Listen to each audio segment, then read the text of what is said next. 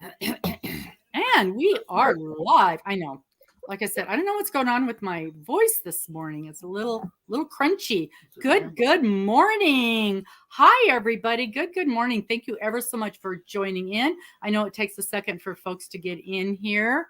I really appreciate you spending your Tuesday morning with me. And this morning we have our very special guest, Miss Stacy from Handmade by Stacy J. I know a lot of you are watching the replay because, my stuff's falling over. Because this is a Tuesday morning work day. And that's better. And so I know several of you are watching this on the replay, and I really appreciate that. Thank you so much. And thank you, Stacy, for joining us. Thank you for having me. So very excited that you are able to come in this morning. And we want to say good morning to Anvita. And good morning, Karen. Hi, Karen. I'm not sure if Anvita is still with us or not. She popped in, it looks like several hours ago.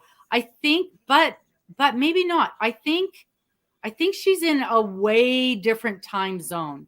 So she may or may not still be with us. But if you are, hello. Miss Stacy, good morning. Good morning. Tell us, Miss Stacy, how and why you started your YouTube channel. You know, I started it by accident. I was, at the time, I think I was teaching, and I had seen a stitch, and the stitch that I saw, I could only find in like Peruvian language or just some language I totally didn't know. And I loved the stitch so much that I sat down and I studied it for like a week, just translate it, because I can speak crochet. I don't speak any other languages. I speak crochet. I can speak knit. That's about it. So I translated this, and I'm like, well, there's got to be a way to do this, for English speaking folks.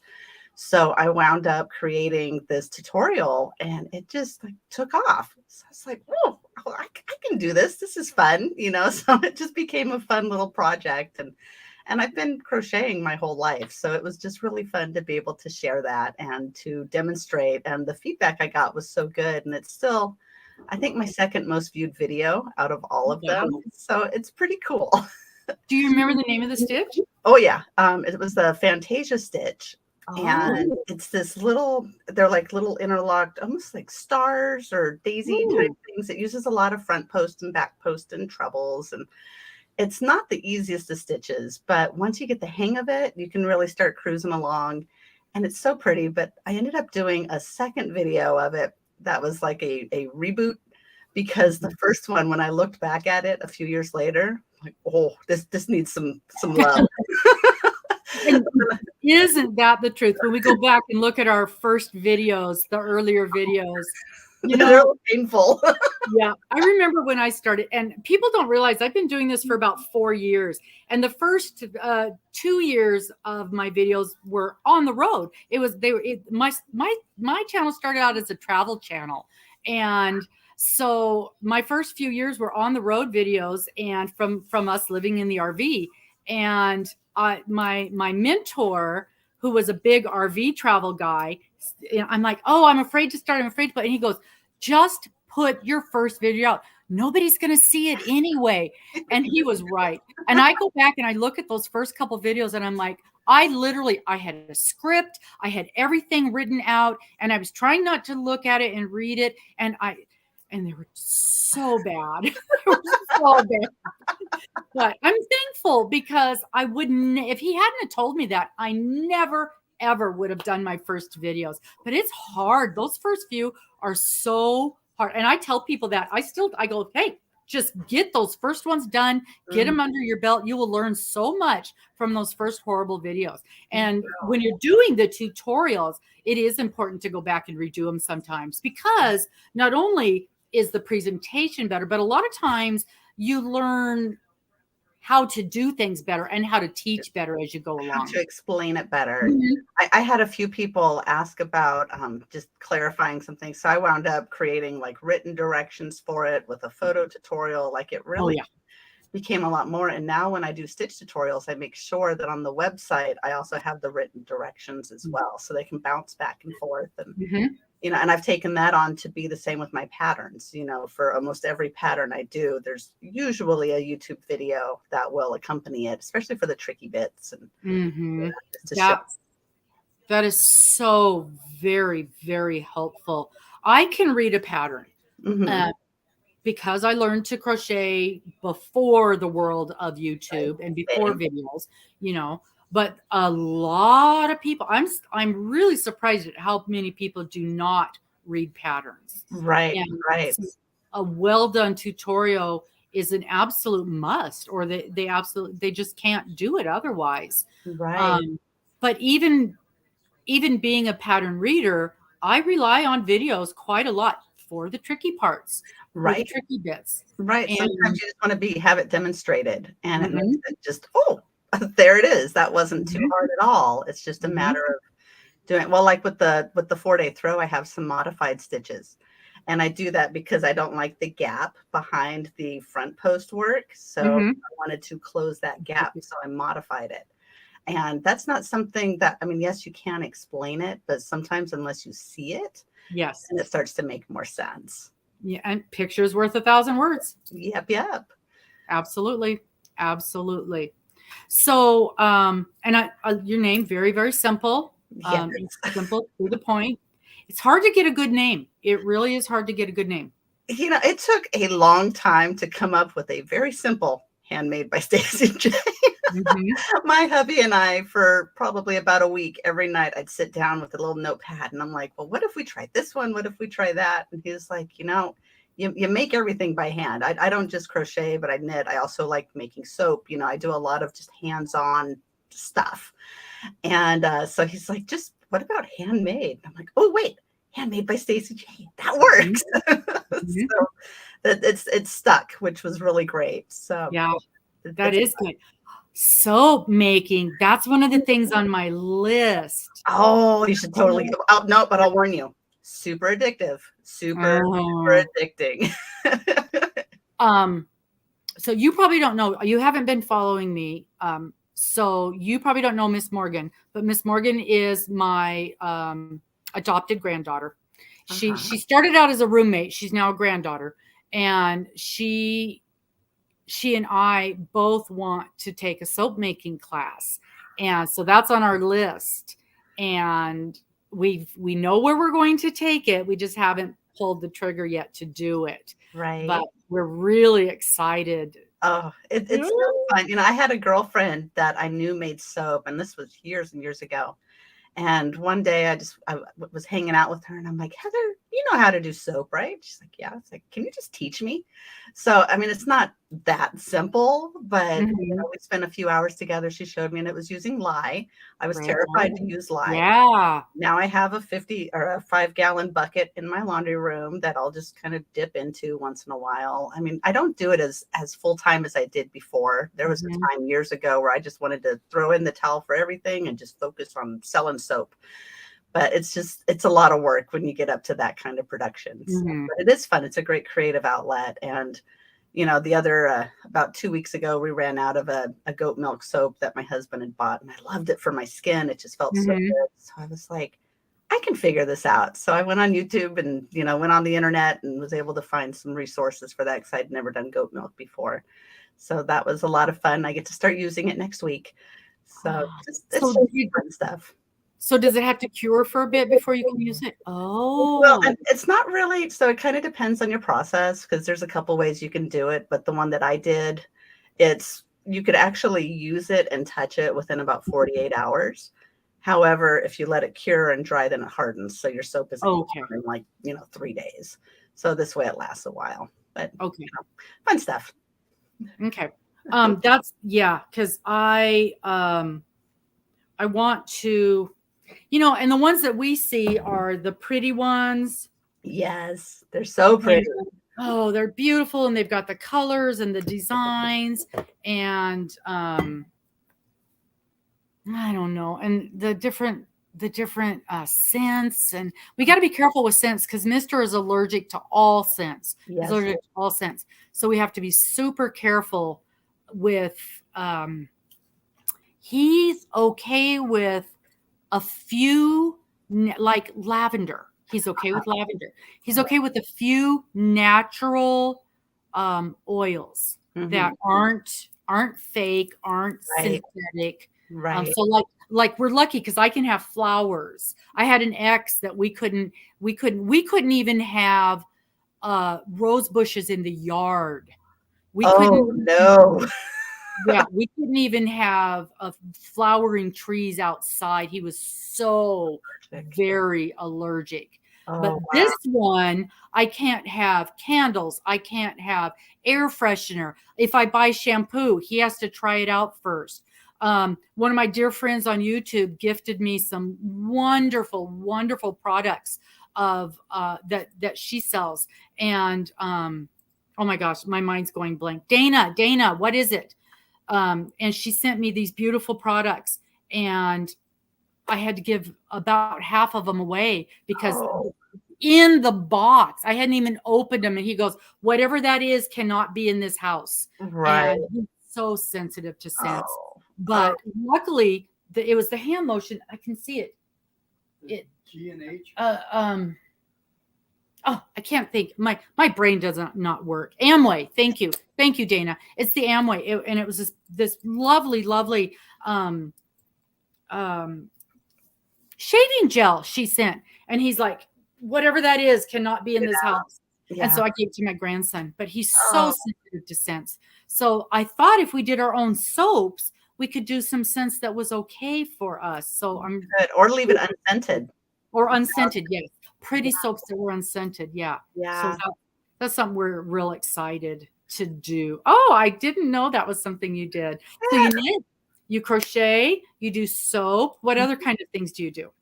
We garden like crazy. So you said no rose bushes, and I about had a little bit of a heart attack there because we live in Tucson, Arizona, so we're a little bit limited with what we can do because come about May, we're going to start seeing, that, trickling into the triple digits, and that's going to hang out for a few months. And so, but this time of year, it's beautiful. So we've got probably about a dozen to maybe 12 to 15 rose bushes that I take care of. And but we also have like the veggie garden, and we have chickens. Well, we just got chickens.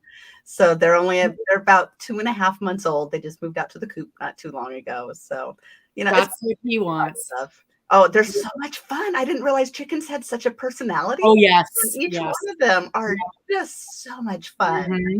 They bring so much joy. Yeah, we're going to have, he started gathering the stuff to make the coop. And so this spring we'll get our chickens. Him and Morgan, they want chickens. They want goats. I have drawn the line at goats. Absolutely not having goats. So I did the research. Those tiny, we can only the pygmy goats. Yeah, no. We can either have 10 chickens or 2 goats. And I've told them we're going to get a lot more out of the chickens than we are the goats. So we're getting, I have goat cheese. No, we are not having goats. I loved hearing him in the background. Yeah. This is my life. It's like him and Morgan, it's a constant battle around here. And then half the time, my viewers take his side. So I get beat up often in these lives. Let me tell you. If you want to have a fun time, you need to stick around. Right after this, we do Rad Girls Lunch Break, and it's the 4 of us girls on here. It's Miss Dana, and then we'll also be joined by Amber and Darla. And then those guys and these 2 here beat up on me for an hour, and it's great fun watching. That sounds like fun. Oh yeah, it's a lot of fun. Last week we spent the entire time beating me up about how much yarn I have. So that's not fair. I didn't think so. I mean, you don't see everything around me, and I have purged lately. Yeah, it's a lot of fun. You don't understand. Stop. You just stop right now. Okay. The main event. You guys know that the reason I found Miss Stacy was because, was it January? I think it was January. Yeah. This delightful thing showed up in my mail, and it's the 4-day throw. And this came from the Mary Maxim crochet, the Mary Maxim quarterly crochet Afghan club. And you guys all know that I adore the Mary Maxim quarterly club. And whoops, I'm getting some feedback. Is this on all of a sudden? And the quarterly crochet and the, why is it all of a sudden? Do you have something on? No, I just have the one microphone. And it wasn't doing it a minute ago. Would you like me to mute me and see if you still get it? No. Let me mute this for a second and then bring it back up. Okay, let's try this again. That was very strange because it wasn't doing it before. Yeah, we've been having no problems. Knock on wood. Okay. So you guys know how much I love Mary Maxim's subscriptions. The only thing I subscribe to, I stopped all my subscriptions except the Mary Maxim, and I do the quarterly and the monthly crochet. I still think I need to do the knit just for the yarn, but because there's no way on earth I would ever keep up. I am such a beginner knitter. It is not funny, but this delightful thing showed up in my mail.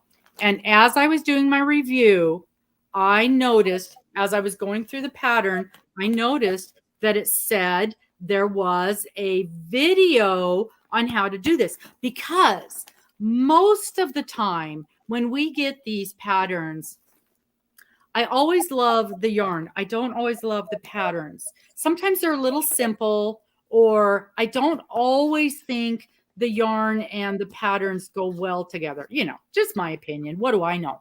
But I fell in love with this thing. During the video, I fell in love with this thing. And I literally stopped the video, went and researched the pattern and researched Miss Stacy in the middle of the video and fell in love even more. And I don't think I ever got any more excited about opening a crochet of the month or crochet of the quarter as I did for this. And when I found out that Miss Stacy had a video for this, and I was over the moon. And I put that video up. And then Miss Stacy saw the video and commented on it. So yes, you guys, that's who our star is today. This is the Miss Stacy. And of course, you know that I stalked her and found her and invited her to be our guest today. So not only are we super thrilled and excited to learn about this, we are super thrilled and excited to learn how do you go from something being in your brain to us having this in our mailbox, because that process has to be amazing. Yeah, it was definitely a journey. So I hadn't intended at the time.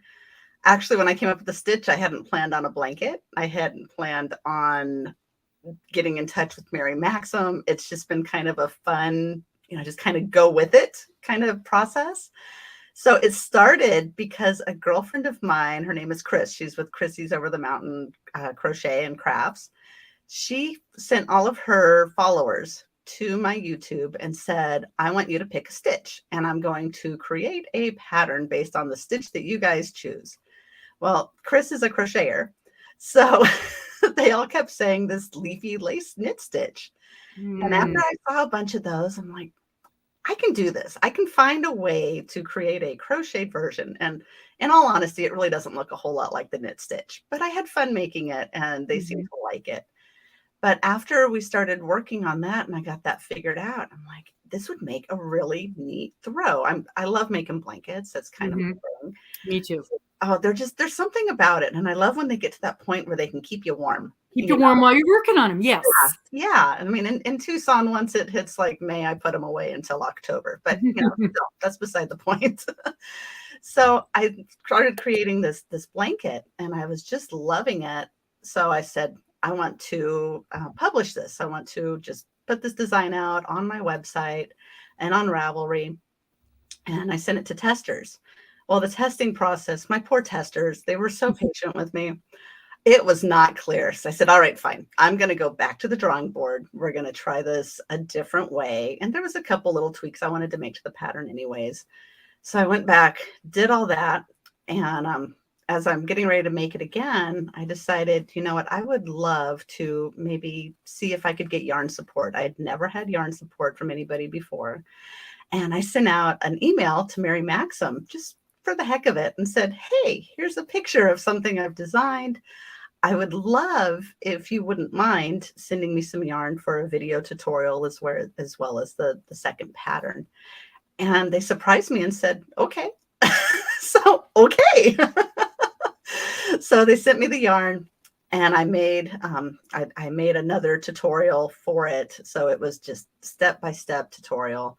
And I sent it out to the testers, had the pattern rewritten, and they just flew through it, you know. So that was really, really nice. But I've literally made this blanket 3 times. Wow. Each time, I know it can be done in 4 days because each time was actually 3.5 days. So my husband was like, why don't you be a little more generous and call it the 4-day throw?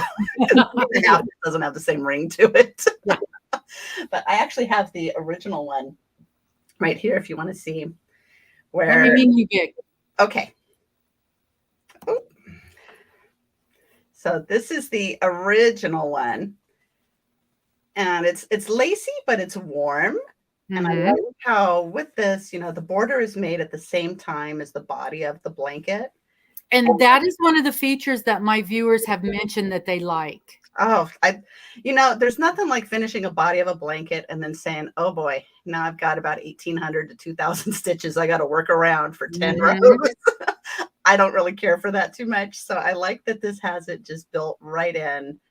And really, I think it's like, you know, it's been quite a few months since I released this, but I want to say it's maybe a 6-row or 7-row or 8-row repeat. I honestly cannot remember off the top of my head, but it has become one of my favorite blankets. And the first one, I actually have to fight my dog for it because he took it. And it's kind of hard to take it away from Bucket because he's just such a sweet boy. And I don't want him to be without his blankie. So this one is mine. He can't have this one. But that was made with the Mary Maxim. It was an alpaca blend yarn. So it's extra warm and just so soft and just, oh, I just love it. Yeah, that is so nice. Yeah. So with the alpaca yarn, then about how much yarn does that take? It was about almost just shy of 11 balls, but each of the balls, I think there was about 200 yards in it. That's not bad then. It wound up being just over 2,000 yards. Yeah. So it didn't take as much as you would think. Mm-hmm. I think had I not modified the stitches, so let me show you here with the modification, and you don't have to make me big for this, but here you'll see that there's front post work. Mm-hmm. And you notice that there's not the big gap in the background of it. So I wanted it to have like a density because I don't really care for fully laced blankets. So I wanted to have that, you know, just a stable framing that comes around it. But yeah, it's a fun blanket, and it's certainly not something you could sit down and just watch TV for the first couple repeats. After that, like once you get into the mindset of how you're doing it, it just starts flying off the hook, you know, but it's just those first couple repeats do take some concentration. And after that, it's really not too bad. I mean, I try not to make things too complicated, but I do like a little bit of a challenge because I get bored too. Right. Well, and that's one of the things sometimes with the, you know, and I'm going to be honest here, I can't even remember many of the quarterly blankets, but I do know in a lot of the monthly ones, they're too simple. They're almost too simple. I'm getting that echo again. It's so weird. But this thing, and I'll tell you, when this showed up, we had just started working on a mystery blanket that is killing us. Several of us were doing it. Several of us in the bingo group are doing this mystery blanket, and it is absolutely killing us. How so? Is it a Mary Maxim mystery? No. Just a mystery crochet along? It's a mystery crochet along. And the concept is fabulous. Do tell. It's a murder mystery. Ooh. Yes. And the Ooh. story is written fabulously. We're really struggling with the pattern because it's not written like we're used to reading patterns. And there's no tutorials because it's a mystery. Right. And a lot of us, we're struggling. There's a Facebook group, but we're still struggling. And I am now 3 weeks behind. And I know a lot of the people in my bingo group are doing the same thing. And I don't think any of us are caught up. But at the exact same time that this came out, we were doing a section in that pattern that was almost identical to this. Really? And I think that's why it really caught my eye. Wow. In fact, I know it's far enough behind now that I can show it, because we weren't even allowed to show the mystery until 2 weeks after each week because it was a mystery. Well, And so, being considered behind, I don't really think behind is a bad thing, but so this that way you can ask questions. So I was doing this, and I think it was supposed to be a leaf. So I was doing this part right there when that showed up, and it totally reminded me of that. And I figured this out, and I'm like, oh, I can do this. I can do this, because if I can do this, I can do this. And so yeah, this is where I am. And I'm far enough behind on this thing that I can totally show you guys this. Well, this is where I am on Rosewood, you guys. I finished week 3 and just barely started week 4. And pretty. so each section, you don't know what you're doing until each week. And so then, yeah, Jetton, yeah, when you gave up, yeah, a lot of people, I would have given up on the rosette if one of the girls hadn't have walked me through it. Well, I love the concept of the murder mystery. And it's really cool. And I just wished and the pattern writer is from England, so she just does things a little differently. And is it in UK terms? Because it's UK and English US terms, but it's really odd. It's just odd. And several of us are having the same problems. So normally I would say it's me, but this time it isn't me. But I'm muddling through, and I will get through it. I just got to get caught up with some other things. So, I just barely mentioned to you before we started that I'm doing my own crochet along, which starts next week. So there's a lot of work in that. And so right now that's my focus. When I'm done with that, I don't know. She's in timeout. What is your crochet along that you're hosting? I'm intrigued. I am hosting the Pride and Prejudice Lizzie blanket that was done by Anya from Ophelia Talks. And she did it a couple of years ago. She wrote the pattern. It's her pattern. It's her design. And she based it off of the movie Pride and Prejudice. And she said she was watching the movie one day and the colors just struck her. And so she designed this blanket, the Lizzie blanket, from Elizabeth. And there's 15 colors. And everybody knows I'm color challenged. And so I can't pick colors. And so she designed this blanket from all these colors and created a kit. And it's this most gorgeous blanket. And I got the bright idea of doing a crochet along, not only doing the blanket, but also reading the book, Pride and Prejudice. Oh, fun. So a tiny project, right? A tiny little project. Yeah. So that's my focus right now. So week, and I have to tell you guys. So during bingo last night, I let you guys know the announcement dropped 2 weeks ago, and I was stunned. Seconds before bingo started, I noticed that Anya, just like you had, Anya had commented on my video. Well, after bingo last night, I was looking for the emails for the winners. Anya sent me an email. So there's going to be some surprises. So, oh my gosh, I am so excited. I am so excited. So yes, there's going to be some surprises in this crochet along that I had no idea about. Oh, that'll be wonderful. Yes. But so my focus right now is on the crochet along, and all my other projects are either in timeout, like Rosewood. Rosewood's in timeout. Everything else is on vacation.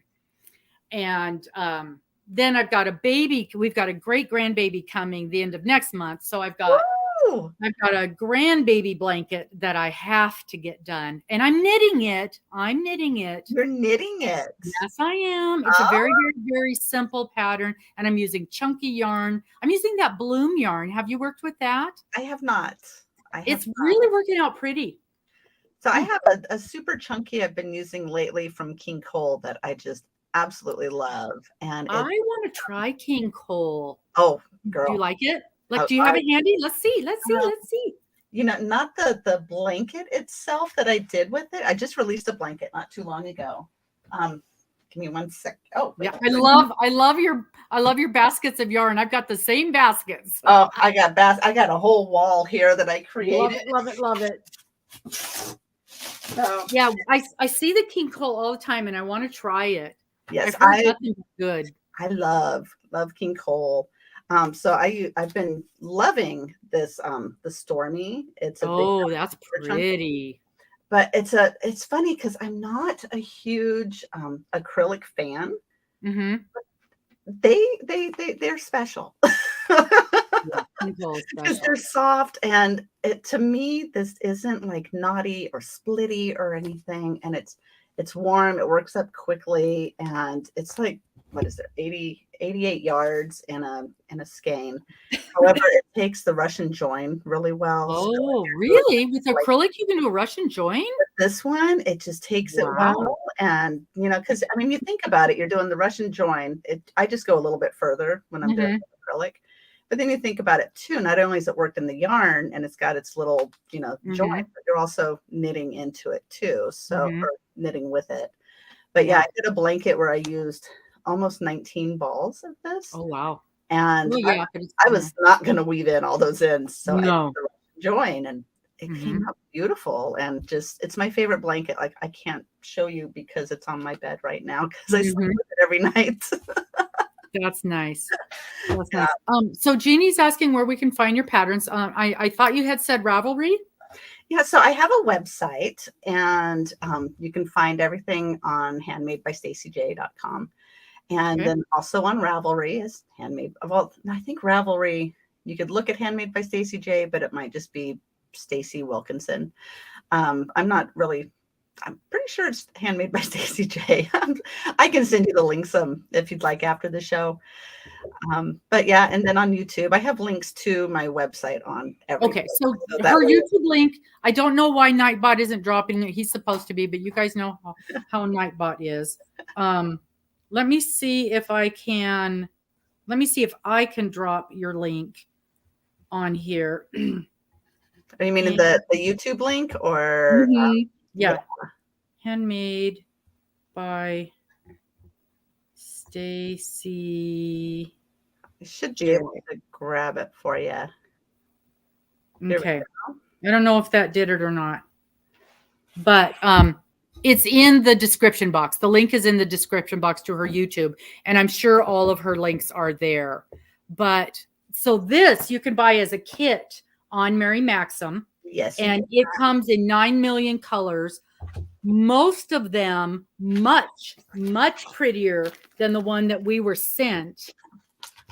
This would not, and it's funny. The first I was going to say, and you guys all know me, I was going to say most of them much prettier than the one I was sent. But here's the reality. How many times have you seen me make something in this color? Because these are the colors I'm drawn to.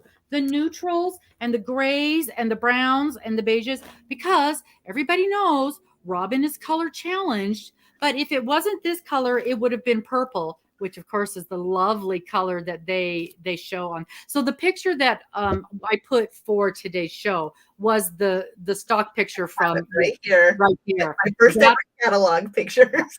Yeah, that's the color that I would have bought, which every kit that I buy from Mary Maxim is either this color or that color, but it comes in a million colors.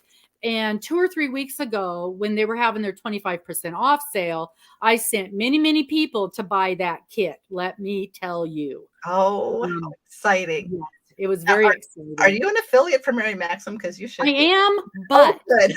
but I don't know how to put the link up. So I am an affiliate that doesn't have a link that works because I am, as we have mentioned, I am computer illiterate.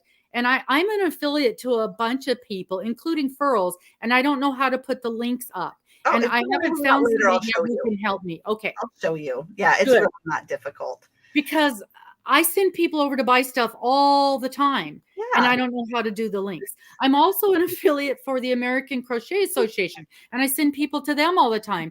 And apparently, if you go to the link that I put up, it takes you to my YouTube channel. Oh. Yeah, that's not... It's pretty simple. I can show you how to do it. I think you can get it. Oh, good. That would be lovely because I'd really like to get credit for all the stuff that I sell for them because I sell stuff every week for them. Well, when you're passionate about something, it's hard not to. So it's like, why not get that little bit of a commission? You know? Okay. So you contacted them. They sent you some yarn. That's as far as we got on the store. Oh yeah. So, they are. I got to tell you, they are so wonderful to work with. Like my contact person there, I just adore her. Like I wish I was closer to Michigan so I could just take her out to lunch because she is amazing and so sweet and I just love her. But they're wonderful to work with. We started another project, but we're working on some ideas like with coloring and how to make it where it's not this huge kit, but instead, a smaller one, but it's more of the baby blanket stuff. So I love doing baby blankets. They're usually pretty simple to do. They don't take a ton of yarn. They don't take a ton of time. Mm-hmm. And who doesn't know people that's typically usually getting ready to have babies? And I mean, fortunately, my boys are still young. I don't want to be a grandma yet. I've got a 23-year-old and a 19-year-old. So I don't want to be grandma just yet. Not yet. I'll be grandma to my grand dogs. I love my grand dogs. Yes, the grand dogs. We like the grand dogs just for a couple more years. But I enjoy just making them. To me, they're just so much fun. So why not? And people seem to enjoy them. So I've got a couple baby blankets in the works, but I do have one that's going to go live next week. If you guys would like the first sneak peek of it. Yes, we would. Just a little sneak peek. Let's make you big again. So this is a corner to corner. Oh, we love corner to corner. Very, very colorful. Oh, look at that. And it's got, it's got popcorns, but just on the ones that show the color. So I'll get up a little bit closer so you can see. Very pretty. So these are the popcorn rows, and they're always done on the right side. And then the border has, like some popcorns as well, and just lots of fun color. And the body on this thing works up ridiculously fast because it's corner to corner. Corner to corner, yeah, it works up so quick. It does. And then the border is, I believe, about 11 rows. My last tester is just finishing this up. She's got like one more row to go, or maybe two, and then she's going to block it. So this was going to get released this week. However, it's spring break and my kiddo came down from university, so he's hanging out instead. And so I figured everything else can wait a week. Yes, it can. So I'm hanging out with the kiddo. So next week, this will be going out, and it's called the Birthday Sorbet Blanket. I thought it looked like a birthday cake when you first showed it. I'm like, oh, that looks like a birthday cake. Yeah. What size is that? How big is that work up? It works out being about, I want to say about 40 by 40. Like I like bigger baby blankets because babies don't stay tiny forever. No, they do not very long at all. Yeah, so make them something that they can enjoy for a couple years. Mm-hmm. And, I mean, and this one, with corner to corner, you can always go bigger if you Mm-hmm. want. However, it does affect the placement of the border stitches. So that's Mm-hmm. where, I don't have the math on that because I just did it in the one size. Mm-hmm. But yeah, I just love this blanket, and That is so pretty. thank you. It's a great scrap buster too. If you want to Mm-hmm. go into there, because I mean, all of these other colors, there's a couple where you use about 3/4 of a color or 3/4 of a ball of yarn with the color, but most of them are just, you can do just small sections, but you can Mm-hmm. totally raid your stash and Yeah. just go with the colors. How many different popcorn colors are there? I believe there's 10. Okay. Again, this went into testing like a month ago, and I've already been on other projects. Mm-hmm. Oh yeah, no, I get it. I understand. It's hard to keep my mind on, one at a time. Yeah. So that's one of the questions I usually ask my folks. Are you a single project person or a multiple project person? Oh no. I don't understand single project people. I don't get it. I've been trying for years to just be like, okay, my New Year's resolution, one project at a time. It's like, No. nah, I can't. No. I just can't, and Mm-hmm. you'll have stuff in testing at the same time that you're trying to release something, and then Mm-hmm. another idea, and then out Yeah. of every Well, one I make, I get 3 or 4 more ideas, and mm-hmm. I don't know. I'm a little bit nuts that way. Well, and I find for myself, I need to have something that is a TV, a project, and something that I really got to focus on, and something that I can carry with me, and Right. something that is big in my lap. And I don't usually work on pieced projects, although Miss Dana's got me doing, you'll appreciate this. Miss Dana has me working on, she's doing a crochet along, and it's called it's from Janie Crowfoot. Oh, her Right. work. Yeah. Persian tiles. This is called the Fruit Garden. Oh, that is one that I had my eye on, and Oh, had it is my eye on for- stunning. Oh, So Dana Wanderlust Crochet is doing this as a crochet along, but it's a very loose crochet along. She's like, okay, this is what we're doing. Work on it when you got time. And because she's a truck driver, and so she's lurking right now. And so most of us that are doing it have this one done. There's 8 of these. There's 4 of these. I've got one done. that's so pretty. And it's just gorgeous. And I love the corners. yes, and that's the hardest part. Is that consistent? There's so much counting on these rows. Oh, but There's counting. This is not something you can do anything. You got to be quiet. There's no this is not a TV project. But it's really cool the way she worked up the pattern, because it's like she says, it's so funny. She's like, crochet people like to crochet. We don't like to sew in ends. We don't like to sew pieces together. So she's got us doing this stuff as we go. So when we're done, we're done. So it's called, I think, the Jago, the join as you go. It's not join as you go. It's a little different. So like when I get done with these, I will connect them to these and then move on to the next step. Okay. So that, yeah. So that we're connecting our pieces before we move on to the next step. Otherwise, you end up with a pile of pieces when you're done. So she's a smart lady. She knows how we think. That is smart. Well, I mean, who wants to have 100 squares and then be like, okay, right? These And next 3 weeks, I'm just going to sew. Mm-hmm. And I'm not good at sewing my squares together. No, I'm not either. Horrible seamstress. And I was not the least bit interested in doing this project because those were the original colors. Mm-hmm. And then she came out with this color, and I'm like, oh dear God, I have to do this now. It's funny how some things just call to you, and you're like, I must do this. And color, I am color challenged. And then somebody shows me this, and I'm like, oh yeah, okay. Now I'm doing 4 Afghans at the same time. You know what's funny though? Crochet alongs at the same time. But now when you're doing all those, I don't know about you, but sometimes I get a little sad when I finish them all, because I'm never going to finish them projects.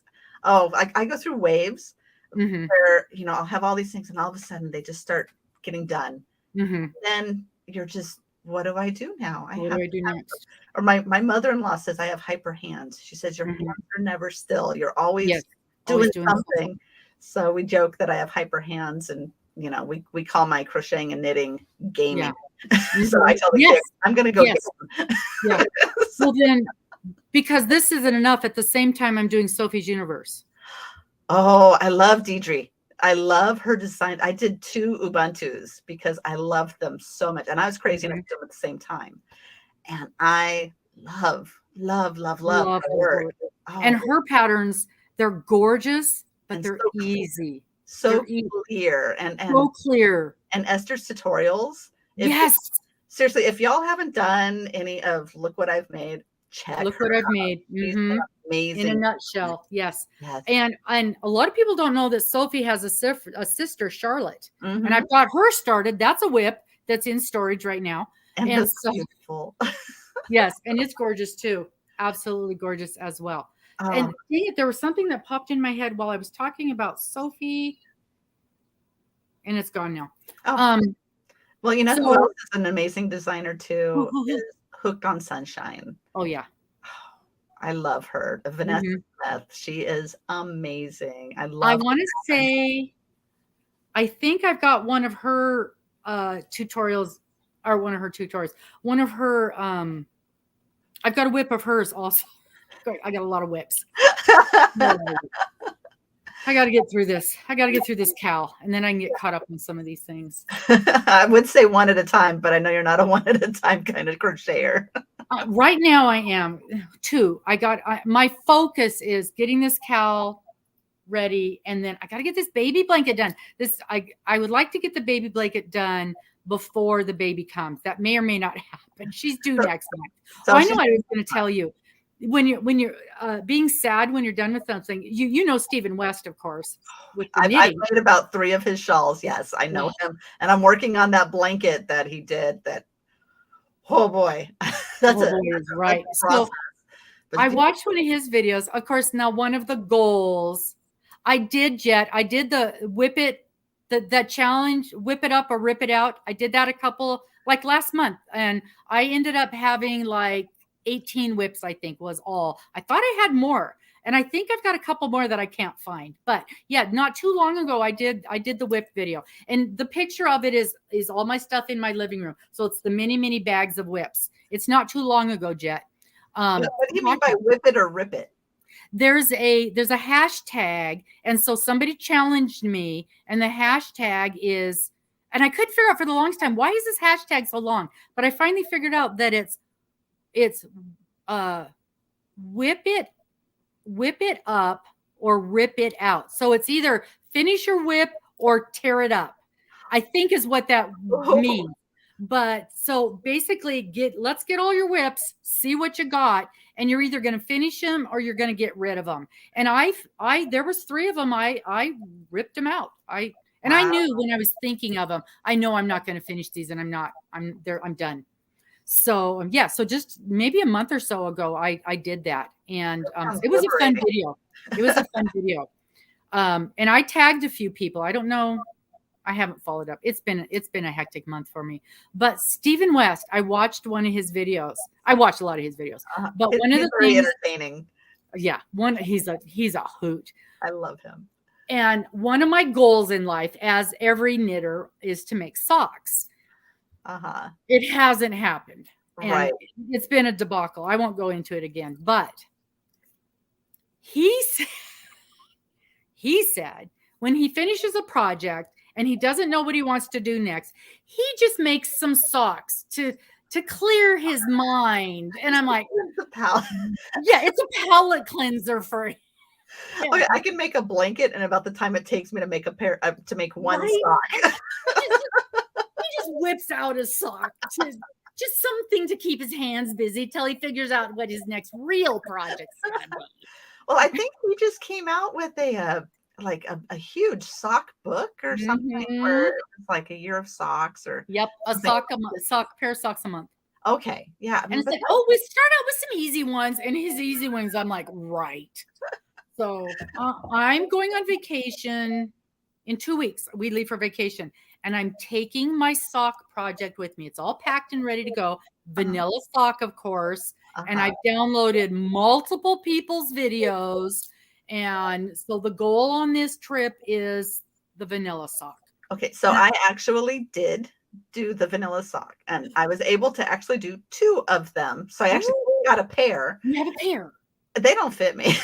I did a horrible job making sure that trying to say, oh, they'll fit, and they're like these big droopy socks on me. That makes me feel well. I But at least they match. They totally match. Okay, so they'll fit somebody, just not you. They're the only pair of socks I've ever made. And what's really funny is I subscribe to the Mary Maxim Sock Club for the yarn. The yarn. The yarn is fantastic. I made balls out of the yarn. I've had a great time with their fingering weight sock yarn. Mm-hmm. But yeah. So were they too big or too small? They were too big. And I think I feel like I got a little more relaxed as I was doing it. So what could have fit, I got into a little bit of a groove. That makes sense. I just don't think I'm a sock knitter because I was using DPNs. I don't. Oh no. One of my goals is to learn the magic loop. And that was my problem. I took a sock class and she tried to teach us this whole new process and teach us the magic loop. And it was too much for me to learn in one time. I'm going to do it on the 9-inch cables. Okay. And I think that'll be a way better process because I can already knit on cables. I knit almost exclusively on cables. Right. It's just such a much better process. And so I've got everything ready to go, packed up, ready to go. So that's my goal. But I also found a book called, I want to say it was called Socktopia. I think so. That book. I loved that book. And it had in it a chart for how to measure all the parts of your foot and then how to figure out exactly how much to knit. And so I am using that chart to hopefully get it to work right. That would be great. That's my goal. Well, I knew in doing my first pair that they probably were not going to be like, I'm just one of those, you got to make it twice. Like when you're learning something, your first one is never going to be spot on. And if it is, you wonder what in the world did you do? What did I do? Because I'll never be able to recreate this. Right. So I just figured, my first pair, I'm not going to worry about it. Mm-hmm. So I don't know if we'll get around for a second pair or not. And even with that one that was terrible that I knew wasn't, it's like, okay, I know how to do the cuff. I know how to do a rib stitch. I'm not worried about that. And the body, okay, this isn't working. Okay, I need to learn how to do the instep. I need to learn how to turn. So those things I learned though, and I didn't learn any of them, but I did the processes, even though I knew this is going to be horrible and I'm not doing the second one. And this is a bomb, but I'm still going to complete these steps. And in the process, because I'm a left-handed knitter, I taught myself to knit right-handed because being a left-handed knitter has its own roadblocks. So if getting nothing else out of it, I learned how to knit right-handed and I learned how to handle the tiny needles. So I got value from it. Yeah, absolutely. Still haven't given up. So it's fun when you learn the new things too. Sometimes it's fun just to say, I just feel like learning something. And that's part of like why I'll do tutorials too, is I want to learn a new stitch. So why don't y'all come and join me for the ride? So learning the socks, that's a huge learning curve. And it is. It's not for everybody. Yeah, but I still enjoy seeing what people make. And I might sit down one day and do it when I decide, I want to take some time off and just knit for fun.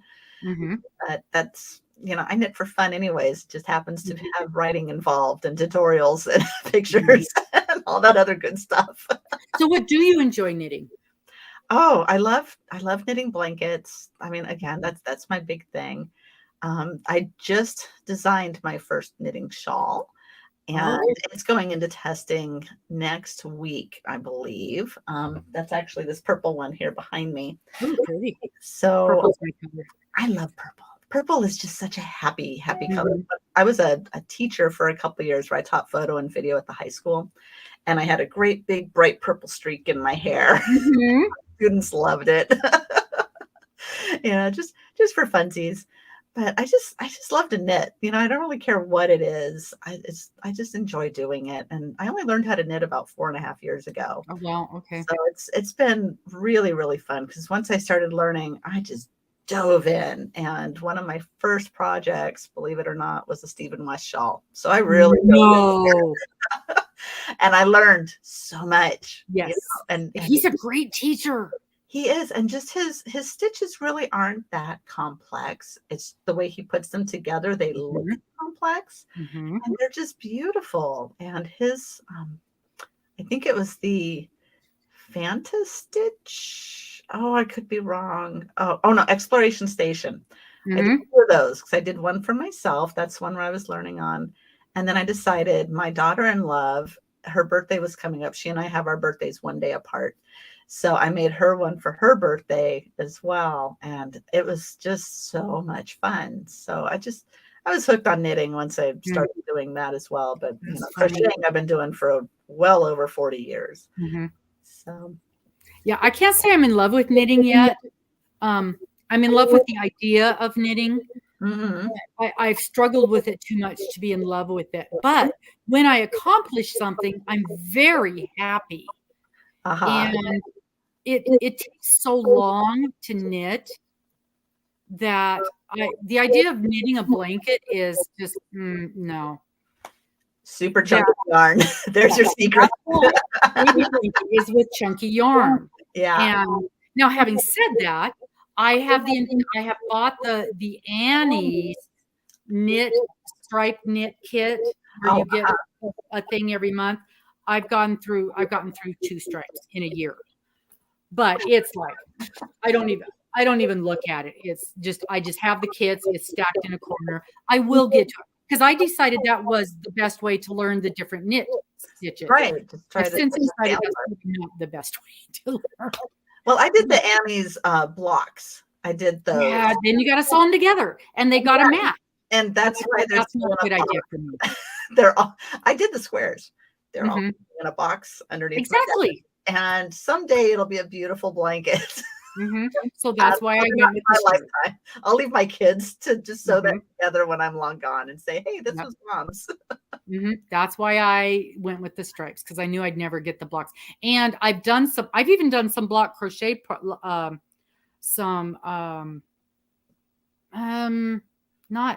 not so much, not exactly mystery, but like a block a month from a different designer and they aren't matching. That's one of the things I ripped out.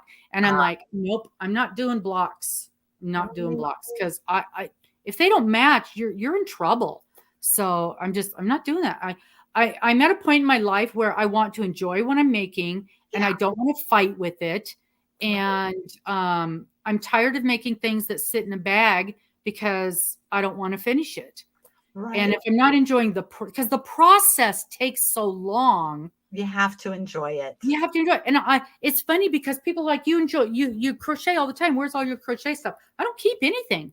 Everything I make is for someone else. Everything. I've got my temperature blanket, which needs repairing. It's falling apart because the blocks are coming apart. And I will keep my Lizzie blanket forever. I will keep my my flower garden blanket forever. Right. And, so I've got a couple of what are going to end up being heirloom type things, but almost everything I make, the second I start something, I'm like, oh, I want to make that for so-and-so. And the second it's done, it's gone. My mom and I have had this conversation where she said she used to love how she'd look through the magazines. Because when I learned, she knew, but we learned through little crochet magazines. She had one that was like a half page. That's how I learned how to well, she taught me, but also through the magazines. And she said she used to like looking through the magazines and it was like, it would just call to her, hey, this is for Aunt Becky. This is for Yes. Aunt Sandy. You know, this is meant for this person. Mm-hmm. And she would do them. But my mom is also a one project at a time person. I don't know where she gets that discipline. I cannot do that. And I know I've driven her crazy over all the years, but you know, it's just. And I used to be every year at Super Bowl. During the Super Bowl, I would start a new blanket. And used to be, it would be I would either start it for someone, or I would start a blanket and kind of see who went, oh, I love that. And it became for that person. And I would work one blanket every year. And part of it was that's all the yarn I could afford. Right. And part of it was I'm working full time. I'm raising a family. That's all the time I had. Right. How much time do you want to devote to that? Yeah. And then as I got older and I didn't have to do as much with the kids, I could work on more things, and I had a little more spending money, and I could buy a little more yarn. And I also did cross stitch, and I did crochet, and, you know, so I don't do other things as much. Mostly I play, and my quilting, I used to do more quilting too. That takes a lot of time. Takes a lot of time and money. Yes. Fabric is very expensive. I've only made 3 quilts in my life, and 2 of them are rag quilts. So, yeah.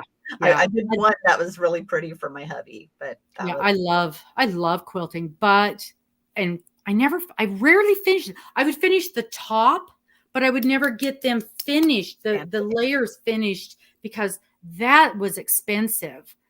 Sending them off to be quilted would be a couple $100, and I never had the money to do that. So then I started making smaller projects that I could finish myself. So then I did a lot of smaller things. But yeah, so my blankets were always crocheted. Yeah. So that's probably why I did just the crocheted blankets. That's probably where that grew from. That's interesting. I never made that connection until just now. Yeah. Oh, my mother surprised me just a couple months ago with a blanket it's very much a classic, and you might know which one I'm talking about when I say what it is. But it's like a rose garden, but it's a Tunisian strip, and there's about 5 of them, where she then went in and hand cross stitched all of the roses and all the different colors and the lace. And when she gave that to me, I literally cried, because I know the work that goes into it. And she had made one for my grandmother when I was real little. And I remembered watching her when I was little, coming home after working all day. And she would just sit down for a couple hours. And she said for years, she would just take a panel, give it to my grandma for Christmas, and say, this is part of your gift. Now give it back. So for a few years. And the fact that she made me one just really, that's something that that's an heirloom. You know, I will never part with it. And it was amazing getting that as a gift. Yeah, I could be wrong, but I think that pattern was written by Glenda of Glenda is Creative Grandma. She was my guest on here a little while ago. Oh, really? And she has been designing patterns for decades, and that is one of her designs. Yeah, that's one that stuck in my head as a little beautiful girl. I just couldn't believe that she took the time to make this for me. Creative Grandma, go back and look at her stuff. I will. The funny thing is, I thought about making one of those for my mom. But I don't think I'd have that time, because I'm not a cross stitcher. You know. Well, and that's what got us talking about that particular blanket, was because one of the skills I want to learn is to cross stitch on and she's like, oh, I did this. This is one of my crochet designs, and the whole thing is cross stitched like that. And she was showing it to us. It's incredible. It's amazing. It's incredible. Yeah. Creative Grandma. Creative Grandma. Yeah, but it's Glenda.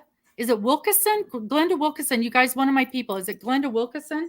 We were just talking about her.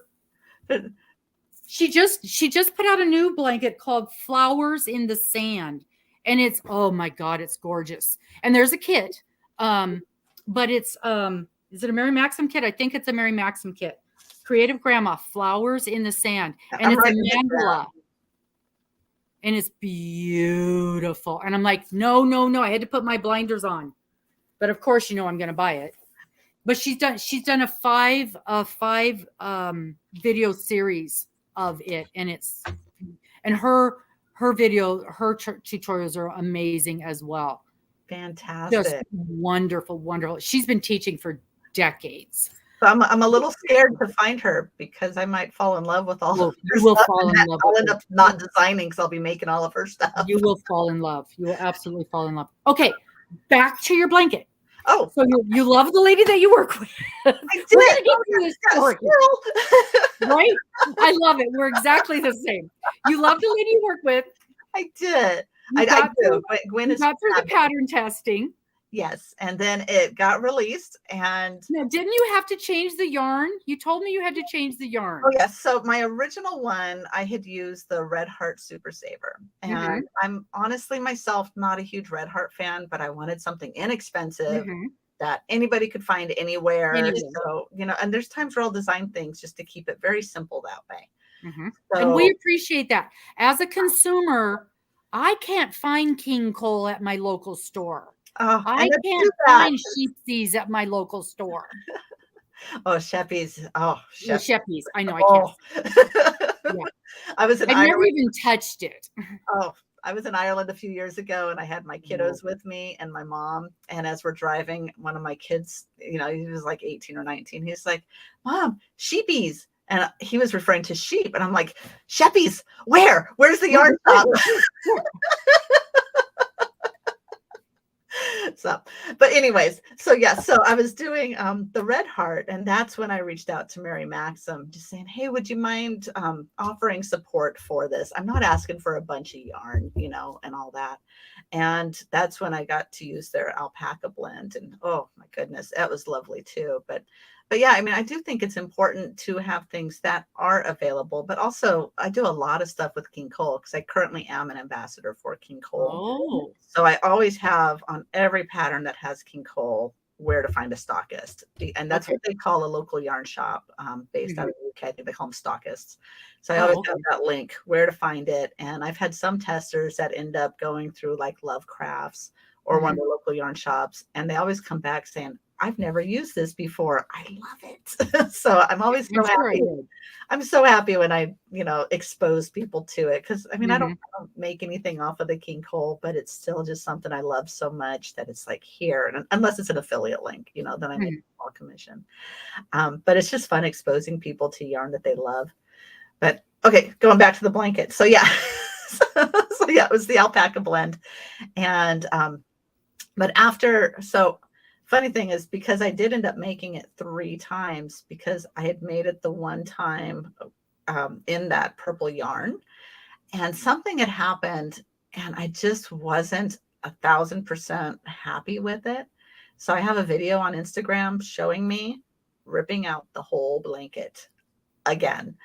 So that was like, I had my son in here filming me as I'm doing it. I'm like trying to look like I'm crying. Yeah, I would have cried because it was literally finished. And I still wasn't 100%, 1,000%. I wasn't ready to put my name on it. So and was that with the alpaca that you had to tear? Oh yeah. Oh no, it was sad. But the great part though is I knew once I tear it out, 3.5 days.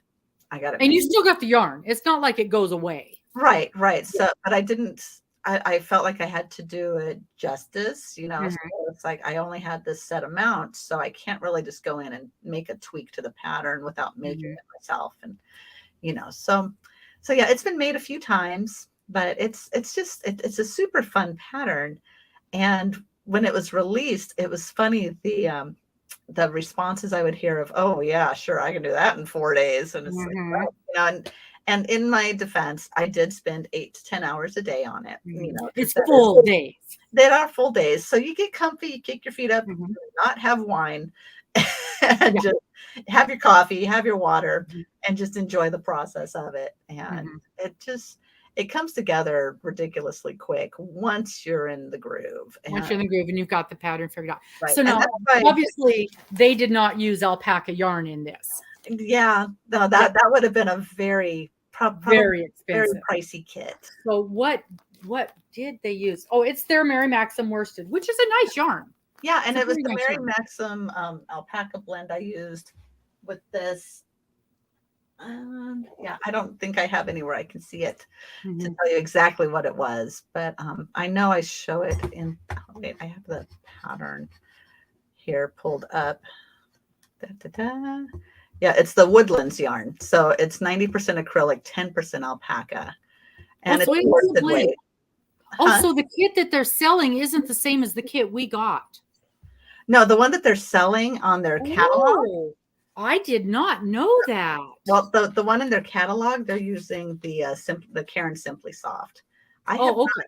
I have not seen the Woodlands in their catalog for a little bit, so I don't know if Okay. that's part of a transition process. Crossover, yeah. Because Yeah, what we got was the worsted, and it feels like wool. It's got the feel of wool to it, and it is not. It is made in Turkey. uh-huh. Oh, it's acrylic and polyamide. Okay, So that's why it's got that little different feel to it. so that should work up pretty well. How many Yeah, yards is in that ball? Sorry, all these questions. no, I do too. That's the first thing I want to know. First, I want to know, can I wash it? And then I want to 218. Okay, So it's 100 grams, 218. And there's 11 balls in here. perfect. Yeah, Yeah. as long as you're on with the gauge swatch, you should be good. And okay, and I say this all the time. I never do gauge swatches except when I buy a kit. yes, Because if you run out of yarn, and you're out of yarn. normally when I buy a kit, I always buy 1 or 2 extra skeins of yarn. Yeah. But when we get these kits, you can't do that. Right. Because often, and you guys know I adore Mary Maxim. But usually when we get these kits, you can't get extra yarn. It's you can't get it. You know, I was talking to them about something similar to that, and they were saying that there's a lot of like yarn supply issues now where they're moving a lot of yarn companies, and I don't quote me on this. I could be just totally blowing smoke, but they're moving from one country to another. I think Turkey is becoming the main place where they're. Yeah, we love anything made in Turkey. We're in love with, and this is made in Turkey yarn. Yeah, but what I find of the migration. Yeah. Their yarn is so well made, it's so good, it's so soft, a good quality. But it's their of the month, of the quarter. Usually it's a discontinued color or a specially purchased yarn, and you can't get more of it.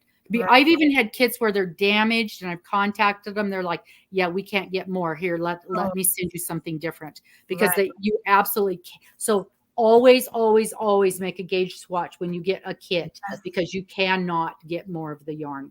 Well, there's a video on how to do the gauge swatch for this, and it's really just shows how to do the stitch.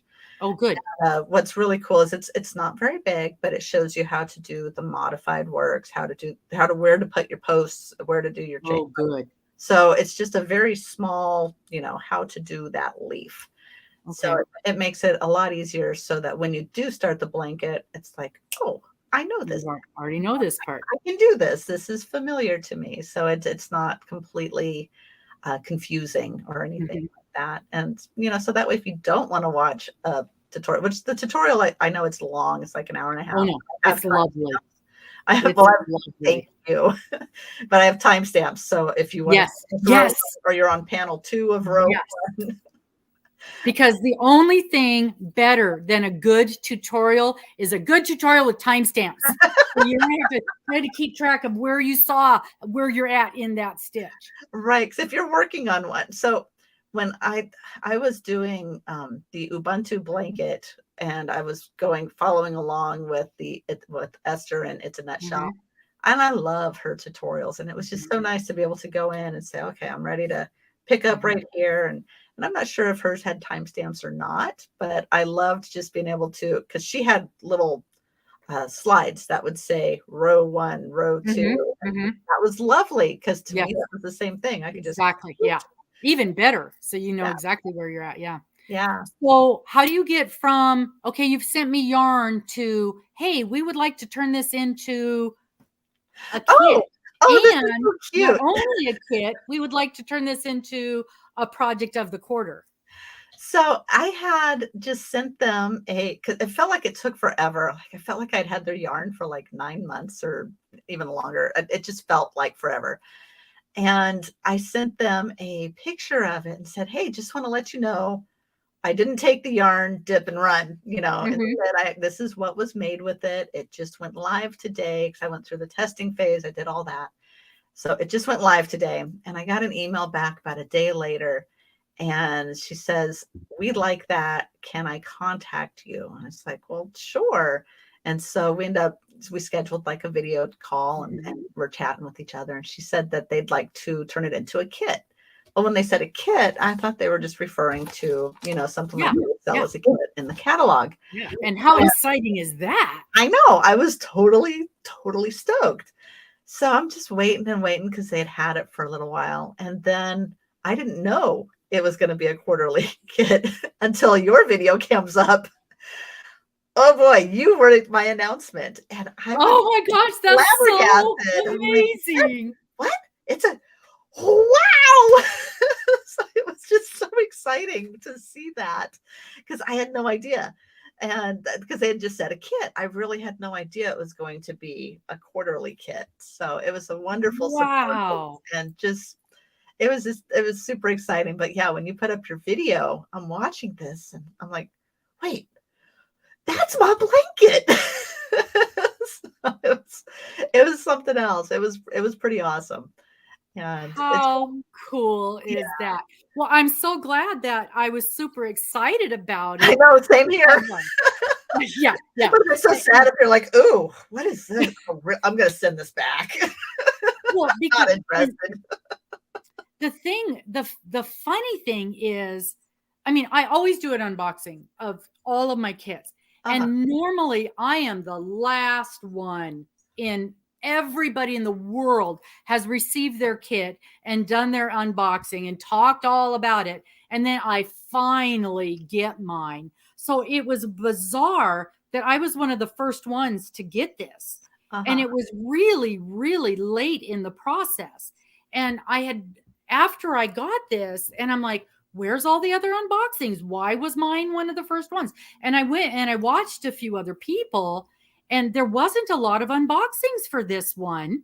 And a lot of people were complaining that it was so late, and they had contacted Mary Maxim, and they were told that there was a problem with there was a special tool that was needed to make this month's kit, and they were waiting for the special tool, and it was going to be included. And then when they got their kit, and it was a regular kit and there was no special tool, and I'm like, why would you need a special tool? It's a kit and it's a crochet hook. There's no special tool. And so in their videos, that's all they talked about was we're supposed to be a special tool and there's no special tool. And I'm like, there's no special tool. And it's a beautiful kit. And there's an amazing video. So I went and commented on all the other videos, and by the by, come and watch the interview for this amazing kit. Yeah, I didn't see any of those. No, and there's not very many of them. So I am super glad that you even saw mine. How did you happen to see it? Did the name pop? Oh, you probably were. I think you tagged me. Yeah, I probably tagged you. And luckily you got the tag. Yeah. Because I don't think the tags go to everybody. I read somewhere that the tags are based on the number of subscribers that you have. So like if you've got 100,000 subscribers and I've got 1,000, if I tag you, you're not going to get the tag because otherwise you'd be inundated with tags. That makes sense. And so I think there's like a tag tier system. Yeah, because you and I aren't too far off of one another. Yeah, I think we're similar. And so I think there's a tag level system. I read that somewhere in the rules. That's interesting. Yeah, I want to know when I've been tagged with something, even if I do too. Not a response, just let me see, what it is. Right. And not only that, I want to see if somebody's bad mouthing me. Right. And because I want to see that, but I do want to absolutely want to see that. But so far it hasn't happened. Right. But You never know. You never know. But oh my gosh, that is so cool that you found out that about this For kid you. in my video. That is amazing. Yeah. That is amazing. And I was over the moon with excitement with this because, like I said, I felt like I had just learned something because this is a pretty complicated looking stitch. It looks more complicated than it is. And when I saw it, it reminded me of a knit stitch. And then you had mentioned that. And when the pattern is one of the best patterns I've ever seen in one of their kits. Oh. It is so complete. And then all the little added things. And I love when you go, and this is a tag for a gift. I'm like, yeah, this ain't a gift for anybody. I'm keeping this baby. And we love the built-in border. And we love the thing for the row count. That's amazing. And we just love everything about it. And then when I saw in here that there was a video, I'm like, oh, I got to check this out. And I fell in love in the middle of the video. I fell in love with the pattern. I fell in love with you. I fell in love with everything. And then when I started looking at your videos and I saw that you're a dog lover, well, Roaming with Rover is in love with all dog lovers. I love my doggos. and we have a cat and we have snakes and chickens. So we got the whole gamut. But we love sorry, I won't mention the S word because we don't do weird about that. So we have the snakes don't bother the chickens? No, the snakes are inside. So we the snakes are inside. Oh, lovely. They are contained. Okay, I'm sorry I said that. No, you can edit that out, right? No. It's part of living in Arizona, you know. Yes. Well, that's true. You just learn to love them. Snakes and tarantulas and scorpions. And well, no, I don't love scorpions. But it's definitely a part of Arizona. It is, it is a little bit of the Wild West, Yeah, absolutely. The cowboy boots, they keep us protected. But it's cute. I used to be an anti-scorpion, anti-tarantula person until I learned that the tarantulas keep the scorpions down. So now I don't want anything. I mean, I'm not holding a tarantula. I am not petting a tarantula, but I have a healthy respect for them. And that's really a very important thing. Just respect the critters. And that's what we do. And they have a job. They do. And they do it well. And they do it well. And I'm sure the scorpions have a job. Fortunately, where I live, I haven't really run into them on my property. So that's something I'm okay with. I mean, tarantulas don't bother me, but those little scorpions really. Yeah, I don't like the scorpions. We now so you're on property. Do you guys have the javelinas? So it's a small, but this is a house I've had for over 25 years now. Nice. So it was kind of the starter home. So it's not like a large anything, but we're hoping next year to move to where we can get a couple acres and really work on the farm. But I have had a javelina experience here at this place where one morning I woke up and I didn't have my glasses on. There was knocking at my door and I saw it was my neighbor across the street. And I was like, well, hey, Joe, how's it going? And he looked at me. He's like, do you have a pet javelina? No. Why would I have a pet javelina? Yeah. Why would you have it? There's one in your front yard. Somehow it had gotten into my gated fenced, it's a chain link fence in the front yard. And I looked at Joe and he's a strong, manly man. I'm like, Joe, will you help me get this javelina out of my yard? So he's terrible. He's my hero. For the day. I love Joe. He's a great man, but he helped get the javelina out without getting hurt, and without us getting hurt. Yes. But it was just so strange getting that little knock on the door. How they got in. Yeah. Well, the javelinas, I told you at the beginning, when we first started traveling, we started with 3 dogs and a cat, and the javelinas got my cat. That's the javelinas killed my cat. Oh my God. And they surrounded it and attacked it. It was a group of about 5 of them. Oh. And in the daytime, you hardly see them in the daytime, but at night they roam at night. And they were down in the gully, and that's where they lived. And then once that happened, they got out and they attacked. They tore out we had a pen set up, and it was my fault because I had food set up in there in the dog pen. And so they came up and destroyed the dog pen area and got the food, and they got my cat one night. Oh. But you know, circle of life, that's Right, the right. way it is.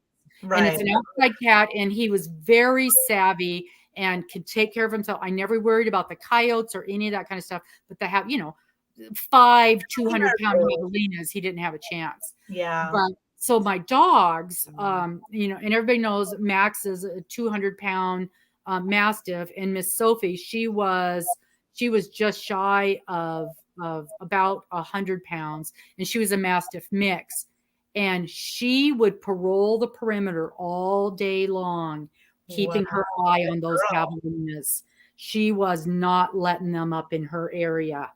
Now, was this in Arizona, or where were you? Yeah, we were in Arizona. Yeah, we where were we? In Congress. We were up in Congress.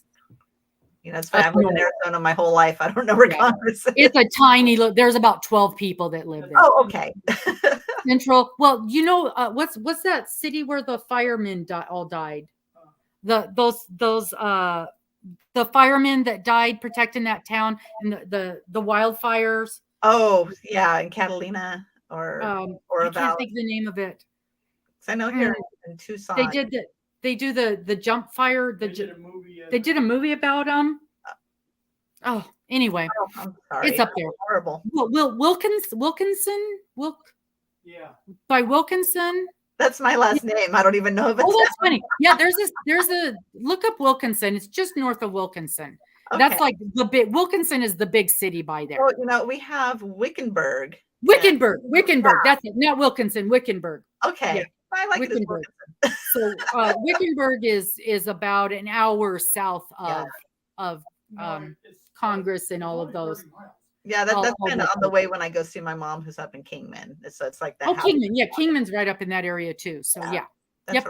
We looked at property in the middle of nowhere. I mean, thousands and thousands of acres of nothing. We wanted to buy, you know, our little 5-acre plot where we could put our motorhome in the middle of it. But yeah, that didn't happen. So we came back to Washington. We're looking for just a few hot shots. Thank you. Thank you, Pamela. Hot shots. Yes, thank you. The hot shots. A whole bunch of the hot shots got killed up there. And there's the city right next to Congress is where they were. And there's a big memorial right there for them. Thank you, Pamela. Pamela, I think, lives in Arizona as well. Do you, Pamela? Greenstick Cottage. She's from there, I think, also. Is this your knitting machine? So, yes, that's my knitting machine. Okay, I'm just measuring the box. Oh, dear Lord.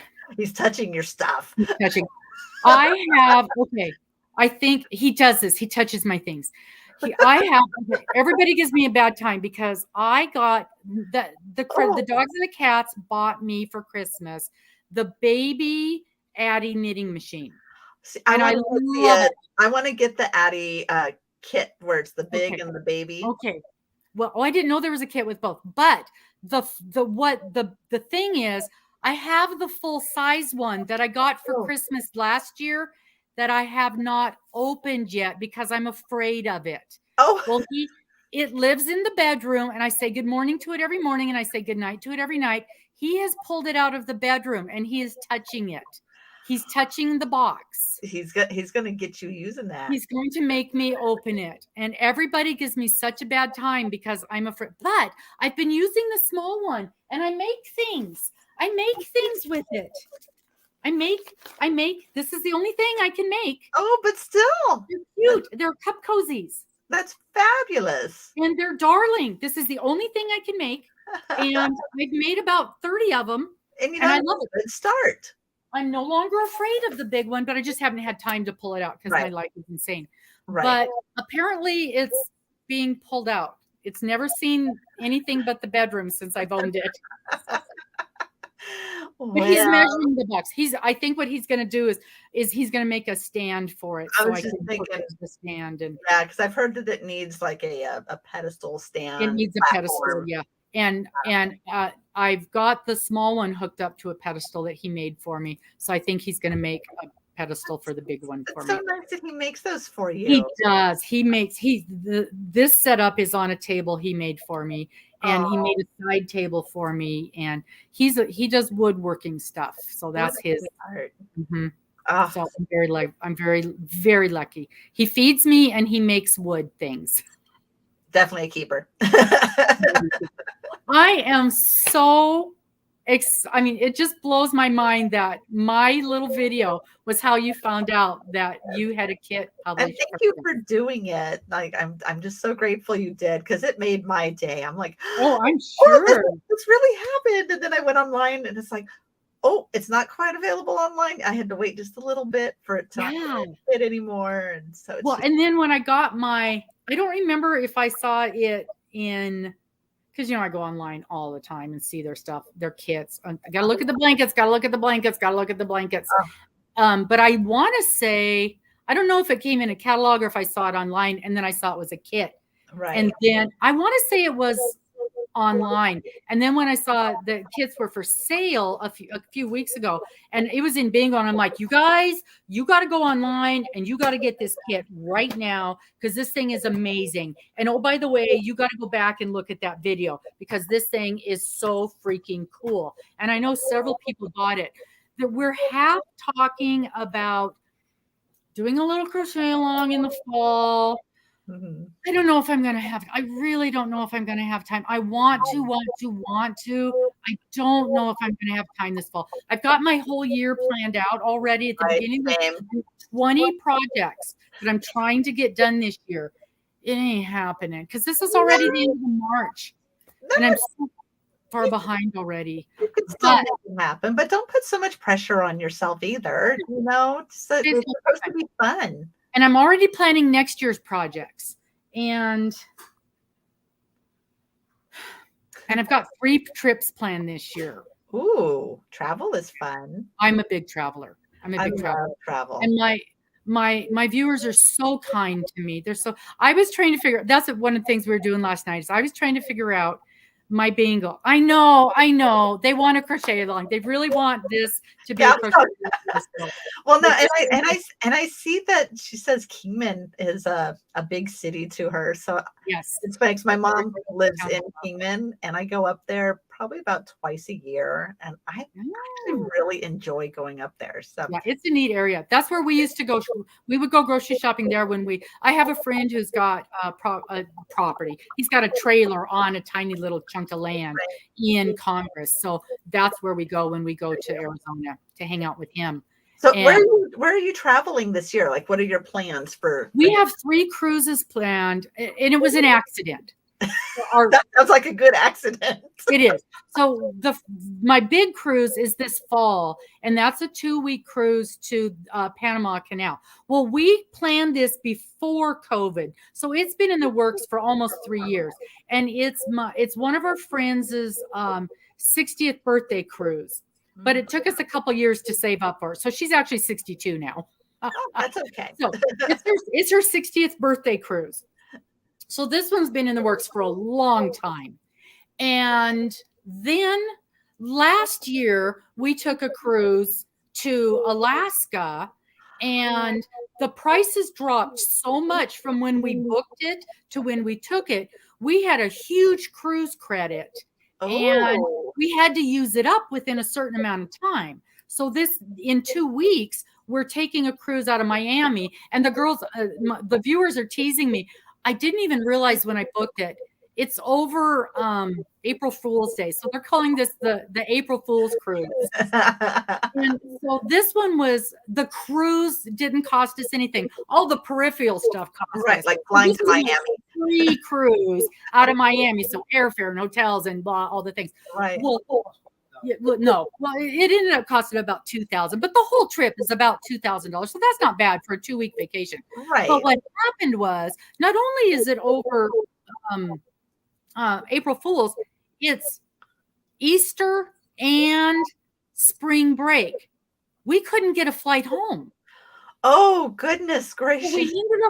So we ended up having to rent a car and driving to Orlando and staying there for a couple of days until we could get a flight home. So that's why I've got some time to knit socks. Oh my goodness. So this thing turned in everything I do. This is the story of my life. Everything I do, there's nothing simple ever. No, Well, it's an adventure. it's an adventure for You're sure. taking this Cruise scenic number route. 2 that we hadn't planned on. And then my daughter lives in Texas. Well, I always go wherever I am, I go hang out with her for a while. And if I'm flying to Texas, I'm staying for a while. So I'm staying down there for a month. And while we're there, she booked a cruise. And so that was the cruise I didn't know about. And so we're going on a cruise, and it's a place I've gone. I mean, it's a basic Caribbean cruise that we've done multiple times, but it's a line I've never been on. So we're doing Royal Caribbean, and this ship holds 6,500 people. So I'm just going to be with my grandkids. So Yeah. so that's the third cruise that is basically I'm babysitting.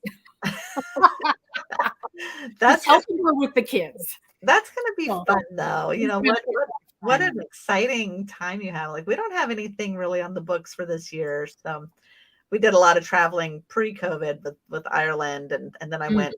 Well, so my husband actually proposed to me in Ireland, and then we got married. And then the following year, I did a cross-country trip where we found Bucket, our dog, and I brought Bucket home. And then the following year, I went to Ireland for 6 weeks with my mom and the boys. So since and then nice. COVID hit, so we've gotten to where instead of traveling, we've worked on creating the backyard that we don't want a vacation from. So it's just so full of the garden and Yes. all that good stuff. So now I don't quite have that itch I used to.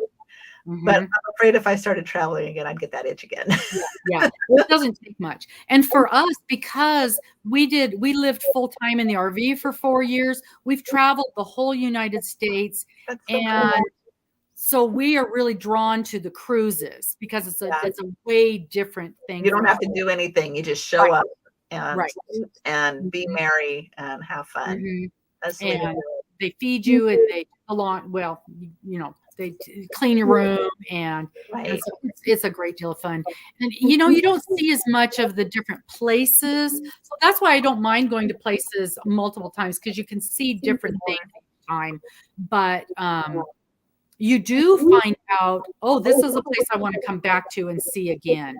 Yeah. And we do want to try. We haven't cruised to like Europe. We're thinking maybe next year we do a big Australian cruise. That would be fun. So we haven't got anything planned for next year, because this year turned into, we thought we were going to do the one Panama cruise and that was it. Surprise. Well, I have a girlfriend that travels the world, and so I live vicariously through her. Yeah. She takes amazing pictures, Yeah. and she just knows how to have such a great time. So I let her do the traveling, and I'm like, Linda, I'm gonna live vicariously through you. The one thing, and my viewers are so kind, because I end up not being able to do my lives while I'm traveling, but we do pop-up lives. So they're super kind about, keeping an eye out on my pop-up lives, because you never know when you're going to have internet. Right. Like, right. Okay, here we are in wherever Alaska. Here we are in wherever Hawaii. And you just do a pop-up live. I sat in the rain and did a pop-up live in Alaska, and it was so much fun. That sounds fabulous. Yeah, it is, and it's some of my funnest times. And of course, we both caught COVID on one of our cruise ships, and so my pop-up live was in lockdown. They yanked us out of our balcony cabin, our balcony Alaska cruise cabin, that you paid. Yes. Stuck in. Thankfully, we had a window at least, and so our pop-up live was in lockdown, so that was not too much fun, but it was interesting. We learned how the whole process, because people want to know what happens when this happens. It happens a lot, so it was interesting. It really was. Wow. Well, you guys, as you know, I've got another live in 20 minutes. So make sure that let me throw up my commercial here real quick. We've got our Rad Girls lunch break. Here we go. Let's show my commercial. Rad Girls lunch break live in 20 minutes. Make sure you stay. Amber from Foster and Crochet, Dana from Wanderlust Crochet, and she's on her truck today. So it's always iffy if she's got internet. and Darla from Darla's Crafty Owl Crochet from up in Canada. And let's see what they're going to beat up on Robin about today. Last week it was her yarn stash. It's always something. We have a great time. So bring your project and work with us on our lunch hour. It's 45 minutes. We stick right to 45 minutes. So we'll see you guys in a few minutes. Stacy, hang on for a second. And we'll see you guys in a few minutes. Thanks. Bye-bye.